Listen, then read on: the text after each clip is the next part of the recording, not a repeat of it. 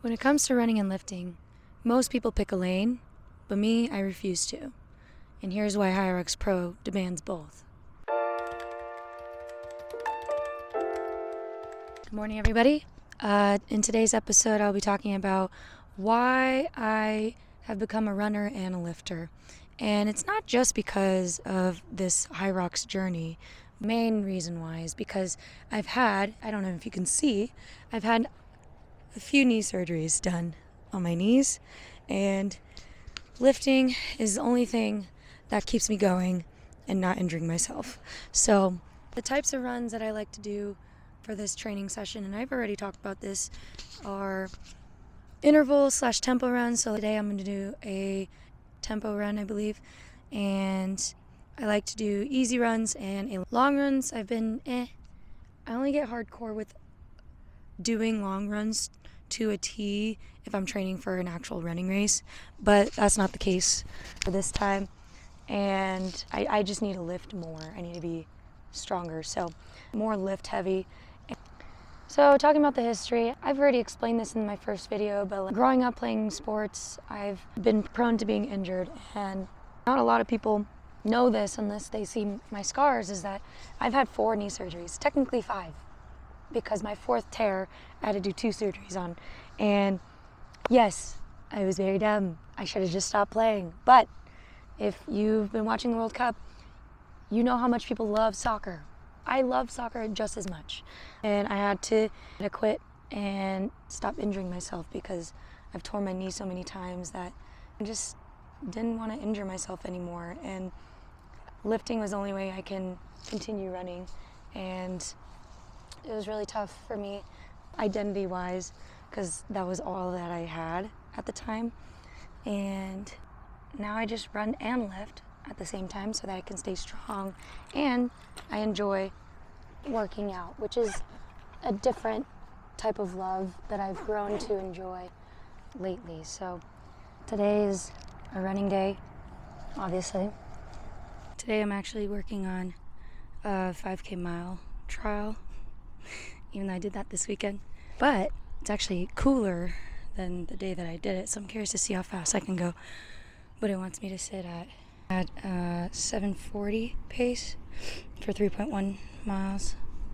But I wanted to talk about the 10K race pace mentality for HYROX and how I stay calm, how I run my own pace or my own race. And basically, I don't mean to dumb it down, but the race doesn't feel as big as a half marathon race or a marathon race for me. And I don't know why. Maybe this time around it will be, because I'm doing it by myself. But when I have a partner, it's not that bad. And I just like to run my own race, mostly because if I try to compete with other people, especially in HYROX, they start their corrals at different times, so you won't really know who's starting what. And they could be fresh legs or they could be on their 4th station. So you kind of just have to focus on yourself, because if you don't, you might gas out really quickly. When it comes to staying calm, I kind of just take deep breaths, think about all the work that I've done to get to that point, and just use this time to show what I can do. And I always do check-ins during each 1K, and normally what I do is the first lap, I tend to check in and see how I'm feeling so I can prepare for the next station. And then the second lap, I kind of lock in and I go fast if I can. If I can't, then I'll stay where I'm at. All right. Sorry, I just couldn't talk when there was people around. I guess there was a football team practicing, so I felt uncomfortable talking because they were walking right next to me. So I was just like, I'll just talk later. Also, I had to run anyway, so I was just like, whatever. Back to what I was saying, because I got to get out of here. Mental game strategy for the race. If you're a runner and you've done a race before, use the same mentality.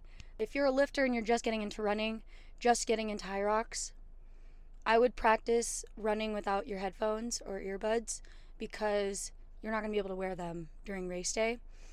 And I've done that for a running race before. I did a half marathon without earbuds because I was in my David Goggins phase. And that kind of teaches you to be okay with the pain, I guess, and the mentality of being alone in that pain. Because if you're doing a solo, you will be doing that. You'll be so tired you won't even think. You can't even think, basically. But if you're doing doubles, it makes it a little easier because you have another person to share the pain with. But I would highly recommend that. I would highly recommend having a mantra. I know this is a runner's thing, but I feel like a mantra helps people kind of get through hard things. So like, for me, it was like, I don't even know. I'm just going to say no pain, no gain, or who's going to carry the boats, or each step is one step forward, or something like that. So just thinking of something that you can repeat in your head would be helpful. Another thing that helps me stay calm and help me run my own race is if I play a song in my head and I just start singing whatever song, my favorite song or something. That helps. And if you're exhausted and you don't think you can keep going, take a break.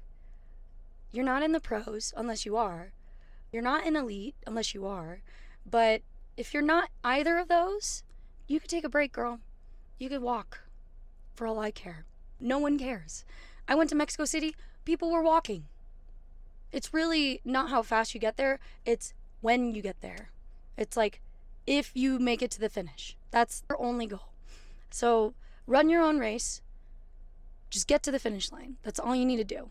You don't need to exert yourself unless you're the kind of person that's like, I have to do this, I have to put myself in pain, blah, blah. Well, if that's you, fine. But if that's not you, and you're just there to have fun and see all the jacked people and run with them and sweat with them and do a hard thing together, you can still do the hard thing if you walk. I'm going to tell you now, people walk when it comes to the rock zones. And rock zones are like the water stations. I walk that. Because I'm not trying to choke on water, okay? Yeah, that's my recommendation for how you keep that mentality during HYROX. So going back to my running background compared to the gym is and I've said this already, but like my running built my mentality and how to mentally sustain that pace, or mentally sustain the heat, or mentally sustain when my feet are hurting or blistering up. I didn't know when I first started running that I was uncomfortable with being by myself with my own thoughts, but running allowed me to go through those thoughts and kind of challenge myself in having a conversation with my thoughts and just take the time to think through my thoughts. Like, wow, who knew you could do that? But yeah, that's kind of why I enjoyed running and learned to enjoy it. And now running is more, I'm more on autopilot, and I kind of do it because I enjoy it. I don't have to think anything, and if I do, that's fine. But most times it's a place to not think at all. It's very hard for me because I think a lot. And compared to the gym also built a strong mentality, but in a different way, because it built my confidence, myself, and how strong I can be. The confidence that the gym gave me was way different than running, because for me, running didn't really change my physique, in my opinion, but the gym did. And probably because I was more focused on eating protein for the gym rather than for running. Obviously, I'm doing that now, but my physique completely changed when I would work out 3 months straight and actually eat what I needed to eat 3 months straight. I've seen the difference, and I even have photo difference of me running when I first started running and a year after running. Looks exactly the same. And then I have compared the year that I started running to where I'm at now with lifting, or even when I first started lifting to now where I'm at with my physique. And it's crazy how much it's changed. Am I surprised? No, because all the scientists, all the fitness gurus tell you fitness in the gym and lifting will extend your lifespan. Do I know if that's true? I don't know. That'll be great. But yeah, just take this with a grain of salt. Everyone's body is different. Everyone holds fat differently. And if you don't know what I'm talking about, I would look at Jeff Nippard's video. I wanted to kind of give them a little shout out here, because like everyone holds fat differently and muscle. So that's one of the things. And yeah, I wanted to talk about this on another day because I didn't have time after my track workout. But when it comes to how I want to build my identity on this channel, is I want to be someone that inspires people, or even just women, that they can be stronger than they think if they put the work into it. And the reason why I started this channel wasn't just because of that. It was more of, I want to document myself and look back on the things that I've done, because I love nostalgia. I just love that feeling. And I also thought women out there that were like me, that didn't start working out or running or whatever, and are looking into it, I want to be hopefully a guide or inspiration on the fact that you can start from zero and just get out there and push yourself to the limits that you may or may not have, and learn how to overcome that. For those of you that are still listening and have been listening, I appreciate you. And if you're new here, thank you for clicking on my video, and I hope it provided whatever information that you're looking for. Comment below if there's something that I missed or something that you're curious about. I would love to hear you guys' input, questions, and all that.